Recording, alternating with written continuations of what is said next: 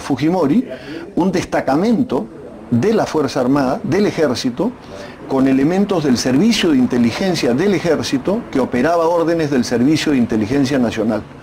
Este Servicio de Inteligencia Nacional dependía, según ley dada por Fujimori, directamente del presidente de la República.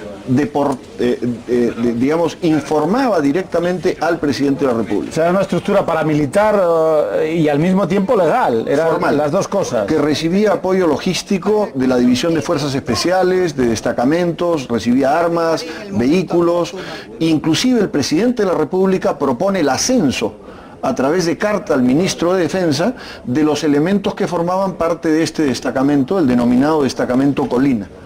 Este destacamento ha sido procesado en diversos procesos, uno ya terminó y ha condenado al jefe del Servicio de Inteligencia Nacional, al general Julio Salazar Monroe, a 35 años de prisión por autoría intelectual mediata de los crímenes de La Cantuta y Barrios Altos, particularmente el caso de La Cantuta. Este es uno de los 3 casos que hoy motiva el juicio de Fujimori en derechos humanos. Lo que indica que si el jefe del Servicio de Inteligencia tenía esta pena, o tiene, o ha recibido esta pena, es lógico que quien era el comandante supremo de las Fuerzas Armadas y a su vez a quien le rendía cuentas en exclusividad del Servicio de Inteligencia, Alberto Fujimori, asuma la responsabilidad de estos hechos y sea condenado a una pena similar. Tiene usted, los espectadores no lo pueden ver, pero tiene aquí, digamos, el organigrama de lo que era esta estructura presidida por Alberto Fujimori, que tenía a Vladimiro Montesinos, en fin, la estructura... El X sería pues Fujimori, ¿no? Está Fujimori a la cabeza, Vladimiro Montesinos su asesor, el comandante general del Ejército Hermosa Ríos, y este es Julio Salazar Monroe, el que ha sido condenado ya a 35 años, y luego viene la estructura operativa hasta los agentes, que son los que han declarado sobre el funcionamiento de este equipo, que dicho sea de paso, también tenía preparado un operativo, según ha declarado uno de ellos, para matarme. Y ha narrado con lujo de detalles. ¿En qué fecha? En 1997, ¿no? Donde decidieron la posibilidad de eliminar a algún agente de prensa, entre ellos al director del diario La República, a Gustavo Momellona, a quien hoy es presidente de una región, lo que sería una autonomía española, Yehude Simón, y a mí, y abortaron el proyecto. A ustedes, aparte porque no les provocaran la menor de las simpatías, como era evidente. Estaban muy enfrentados en las denuncias sobre los temas de derechos humanos y de corrupción, que son precisamente los casos que hoy motivan los juicios contra Fujimori. Dicho sea de paso, Fujimori ya tiene una condena a 6 años en firme por haber intervenido el domicilio de la esposa de Vladimiro Montesinos para robar los vídeos que Vladimiro Montesinos tenía de las acciones ilegales. Los famosos Vladivídeos en los que Vladimiro Montesinos grababa sus propias extorsiones. Podemos perdernos quizá con tanta información, con tanto detalle, pero esto es solo uno de los sumarios abiertos contra Fujimori. Claro, Chile concede la extradición, en este momento no recuerdo, me parece que por 6 causas, ¿no? Y luego 7 causas, una de ellas es la primera por la que ya se le ha condenado, por el allanamiento de la casa de Montesinos, que es realmente bastante, bueno, es importante, pero no es lo más relevante. Lo más relevante son 2 casos de matanzas, directamente, que son La Cantuta y Barrios Altos. Estamos viendo, perdona Yolanda, algunos de esos Vladivídeos que, para los espectadores que no sepan, Vladimiro Montesinos, que era el hombre de confianza de Fujimori, hasta que dejó de serlo, y que se dedicaba a grabar vídeos en los que extorsionaba a la gente. Bien, sí, exacto. Decía usted las 2 matanzas. Sí, que son los casos gordos en realidad, ¿no? Por los que se le podía condenar realmente, en Perú hay cadena perpetua.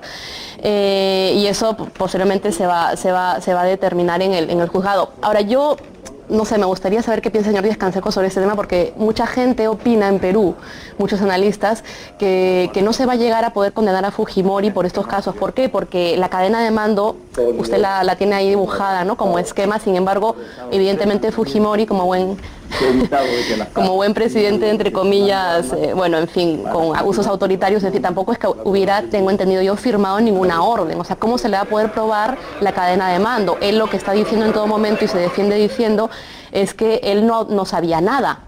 Y esto lo hacían, a lo mejor lo hacían. Es un argumento tampoco original, ¿no? No sabía nada. Pero ¿cómo se le prueba? Cualquier recluso, cualquier preso juzgado dice no sabe. Evidentemente, pero el tema es cómo se le prueba. ¿Usted cree que va a haber un problema de dificultad de aportar pruebas que sean determinantes para la condena, no? ¿Eso puede ser así? Los procesos han evidenciado ya algunos elementos centrales. Primero, un documento de 1991 por el cual el propio presidente Fujimori promueve el ascenso ante el Ministerio de Defensa de los miembros del Grupo Colina y de los miembros del equipo de espionaje telefónico que tenía el Servicio de Inteligencia Nacional.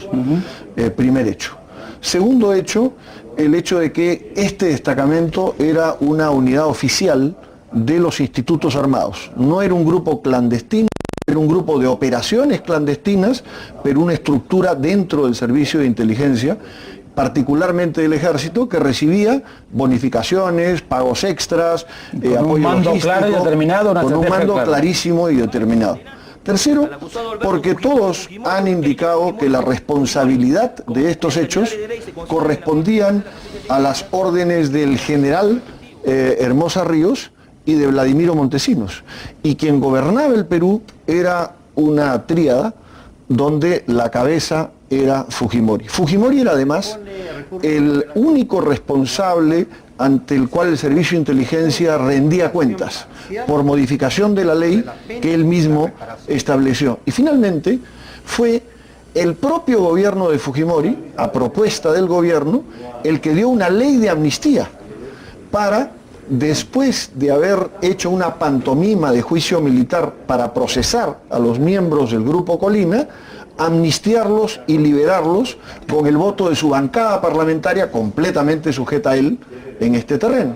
Un documento de 1991 por el cual el propio presidente Fujimori promueve el ascenso ante el Ministerio de Defensa de los miembros del Grupo Colina y de los miembros del equipo de espionaje telefónico que tenía el Servicio de Inteligencia Nacional. Primer hecho. Segundo hecho, el hecho de que este destacamento era una unidad oficial de los institutos armados. No era un grupo clandestino, era un grupo de operaciones clandestinas, pero una estructura dentro del Servicio de Inteligencia, particularmente del Ejército, que recibía bonificaciones, pagos extras, apoyo un mando claro y determinado, con un mando clarísimo y determinado. Tercero, porque todos han indicado que la responsabilidad de estos hechos correspondían a las órdenes del general Hermosa Ríos y de Vladimiro Montesinos. Y quien gobernaba el Perú era una tríada donde la cabeza era Fujimori. Fujimori era además el único responsable ante el cual el Servicio de Inteligencia rendía cuentas por modificación de la ley que él mismo estableció. Y finalmente fue el propio gobierno de Fujimori, a propuesta del gobierno, el que dio una ley de amnistía para, después de haber hecho una pantomima de juicio militar para procesar a los miembros del Grupo Colina, amnistiarlos y liberarlos con el voto de su bancada parlamentaria completamente sujeta a él en este terreno. Javier, dígame, yo he visitado Perú en varias ocasiones y he comprobado cómo había, con todo lo arbitraria que puede ser esa impresión, pero yo por lo menos así la percibí, gente que quería que Fujimori, se decía 1, 2 y 3 chino otra vez, quería que fuera presidente de aquel país. Como un personaje que se describe, como lo acaba de describir usted, podía contar con ese apoyo popular que a mí me pareció relevante dentro de la opinión pública peruana. Bueno, yo creo que hay el impacto de haber controlado la hiperinflación, hay el impacto de los golpes dados a Sendero Luminoso y hay una política de extraordinario populismo y control de medios de comunicación que le auxilió mucho en este terreno. Sin embargo, el fujimorismo obtuvo 13% de la votación en las elecciones anteriores. Tiene un nivel de popularidad como la tienen los pinochetistas en Chile o como la tiene Stroessner aún en Paraguay, donde su candidato ha obtenido